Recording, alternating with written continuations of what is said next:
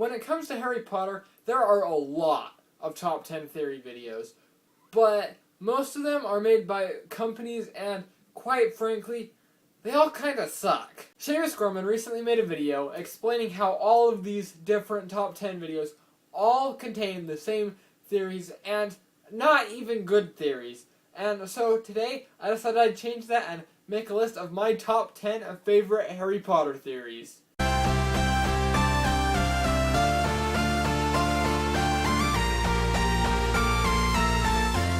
Number 10. Slughorn helped brew the love potion that Voldemort was conceived under.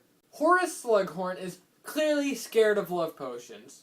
It is probably the most dangerous potion in this room.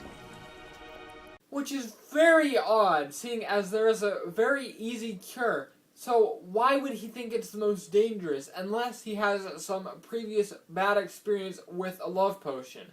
Like, let's say, helping Merope learn how to brew the love potion that she used to conceive Voldemort. Based on Merope and Slughorn's ages, it is very possible they were both at Hogwarts at the same time, and they would both be in Slytherin. Also, we know that Slughorn is very attracted to power, and the last remaining heir of Slytherin would certainly catch his eye. And with his gifts in potions, it seems very likely that he would be able to teach someone how to brew a love potion. The love potion that Voldemort was conceived under. And if you want more on any of these theories, there will be links down in the description to where you can watch full videos for each of them. Number 9. Harry discovered the room requirement in his first year at Hogwarts. This theory suggests that the classroom in which Harry finds the Mirror of Erised during his first year is actually the room of requirement. First off, it makes sense that Harry would be able to stumble upon the room of requirement, as he required a place to hide from Filch and Snape, and the room of requirement was perfect for that. In addition to that, Pottermore straight up confirms that the Mirror of Erised was kept in the room of requirement at some point. Number 8. Ariana Dumbledore was an Obscurial. This is the theory that Dumbledore's sister Ariana was an Obscurial, and that is what caused her to accidentally kill her mother. When she was young, she was chastised by Muggles, and that caused her to keep her powers hidden. Aberforth said, it destroyed her, what they did. She was never right again. She wouldn't use her magic, but she couldn't get rid of it. It turned inward and drove her mad. It exploded out of her when she couldn't control it, and at times, she was strange and dangerous. He says exploded out of her, just like what happens to Credence in Fantastic Beasts. And this is how she accidentally killed her mother, and also why she was kept hidden from the world. Number 7. Hagrid was in Slytherin. This one is technically disproven by Pottermore and J.K. herself, but that doesn't mean I don't love it. But anyway, this is the theory that there is no way that Hagrid can be in Gryffindor and that he was instead in Slytherin. First off, if he was a Gryffindor, how would Tom Riddle even know who he was in order to blame the opening of the Chamber of Secrets on him? And who would even believe that a Gryffindor was the heir of Slytherin? Unless, of course, he speaks Parseltongue. Finally, there is no way he was sneaking out at night and getting down to the dungeons in order to take care of Aragog, unless he was already in the dungeons and just going a few doors down from the Slytherin common room. Number 6. Aberforth spiked Harry, Ron, and Hermione's drinks with liquid luck before the Battle of Hogwarts. Before they go into Hogwarts, just before the Battle of Hogwarts, the trio is treated to bread and mead from Aberforth in the Hogshead. And during the Battle of Hogwarts, they have many very lucky situations. First off, Harry guesses the password to Dumbledore's office on the first try. Also, he gets the Grey Lady to tell him about the diadem. And finally, Snape is alive for long enough in order for Harry to collect his memory, as well as many more situations in which they are just too lucky to explain. Unless, of course, Aberforth put liquid luck or Felix Felicis in the trio's drinks. Number 5. The origin of Mad-Eye Moody's eye. In the Harry Potter books, there's nothing really more powerful than the Deathly Hallows.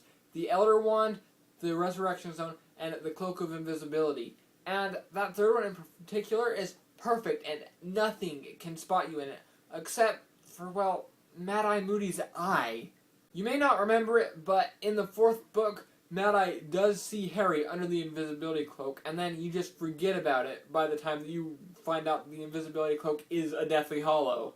This theory suggests that Mad Eye Moody's eye is the same eye that Grindelwald has in Fantastic Beasts.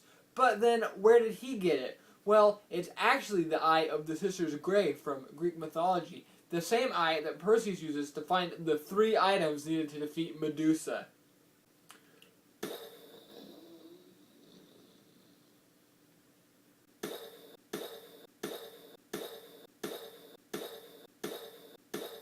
Number 4.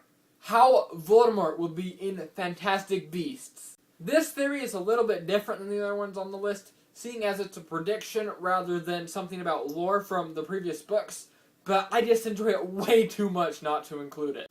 This theory has a lot to it, and I will try to sum it up best I can, but you should really just go watch the full video, link down in the description.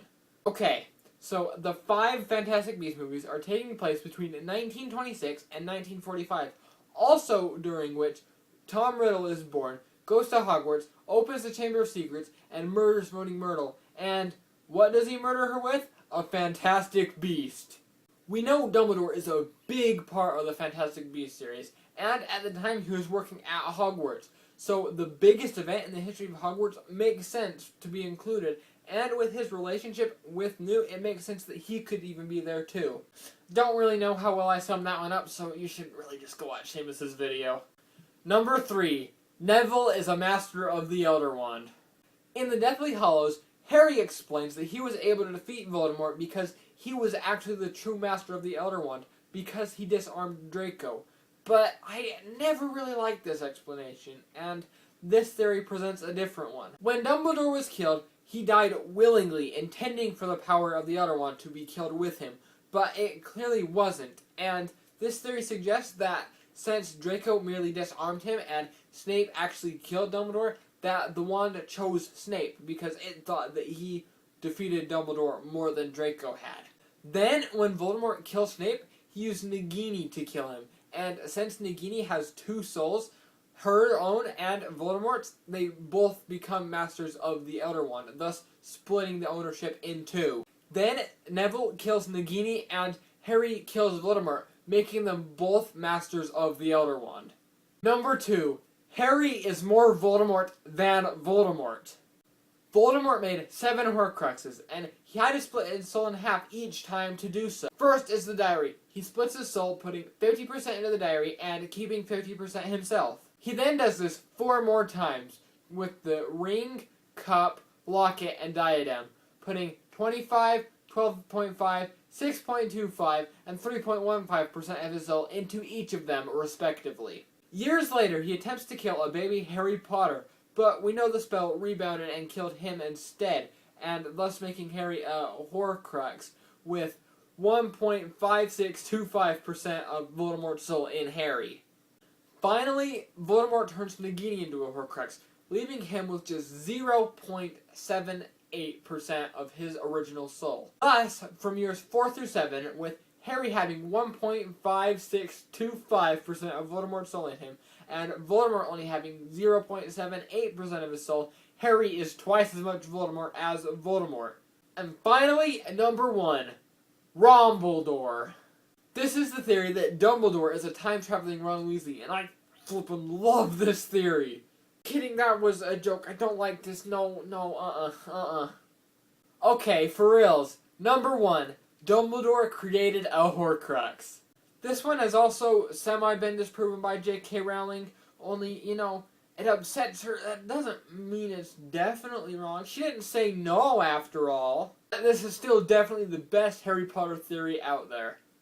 And also, once again, there is way too much to cover on this theory in order to cover it all in a short amount of time, so just please go watch the full video. Anyway, the basic idea for this theory is that after his sister Ariana's death, Dumbledore feels so guilty that he was able to make Fawkes into a Horcrux. Years later, he could have fixed his soul, but he still felt so guilty that he felt like he did not deserve to be whole again. The theory also explains that there is a tiny piece of Dumbledore's soul in both Harry and Voldemort's wands, and when Voldemort failed to kill Harry as a baby, that piece of Dumbledore's soul attached to Harry along with Voldemort's soul, and that's why when Harry is killed in the forest, he is able to see Dumbledore in King's Cross Station. There is a whole lot more to this theory, so I urge you, if you have not seen this theory, please go watch the full thing. It is so good. That's all I've got for you today. I really hope you enjoyed it, and be sure to let me know down in the comments what your favorite Harry Potter theories are. And if you want to see more top 10 theory videos, you can let me know by leaving a like, as well as telling me that down in the comments as well. And as always, thank you so much for watching. If you enjoyed it and you want to see more videos from me in the future, be sure to subscribe, and I'll see you next time.